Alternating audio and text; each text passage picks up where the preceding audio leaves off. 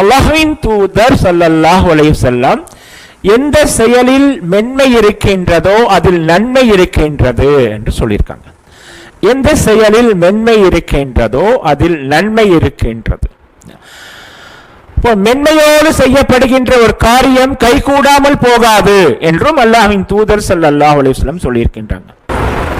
வன்முறையாலோ பிற வழிமுறைகளாலோ இயலாதவற்றை மென்முறையால் இறைவன் வழங்கி விடுகின்றான் என்றும் அல்லாஹ்வின் தூதர் ஸல்லல்லாஹு அலைஹி வஸல்லம் சொல்லியிருக்காங்க. வன்முறையை கையாண்டு பிற வழிமுறைகளை கையாண்டு கைகூடாத காரியங்களை எல்லாம் மென்முறையில் கையாண்டால் இறைவன் வசப்படுத்தி கொடுப்பான், கைகூடுமாறு கைகூடி வருமாறு செய்வான் என்று அல்லாஹ்வின் தூதர் ஸல்லல்லாஹு அலைஹி வஸல்லம் சொல்லியிருக்கிறார். என்றும் ஒரு நபிமொழி இருக்கின்றது. யார் மென்மையை கைவிட்டு விடுகின்றானோ அவன் சிறந்தவற்றை கை நழுவி விடுகின்றான், கை நழுவ வைத்து விடுகின்றான்.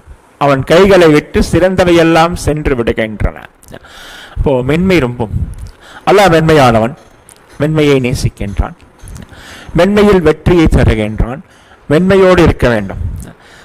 இங்க பாருங்க, கெடுவாய்ப்பாக மென்மையை பற்றி பேசுகின்ற மென்மையான இறைவனுக்கு சொந்தமான இந்த இறை மார்க்கத்தின் மீது வன்முறையை ஒரு லேபிளாக குத்தி வச்சிருக்காங்க. இது வன்முறை மார்க்கம் சொல்றாங்க, வன்முறையை நேசிக்கின்ற மார்க்கம் சொல்றாங்க, வன்முறையால் பரவிய மார்க்கம் சொல்றாங்க. சரியா? தீவிரவாதிகள் உலகத்தில் எங்கே தீவிரவாதம் நடந்தாலும் இந்த மார்க்கத்தின் மீது பழி போடப்படுகின்றது.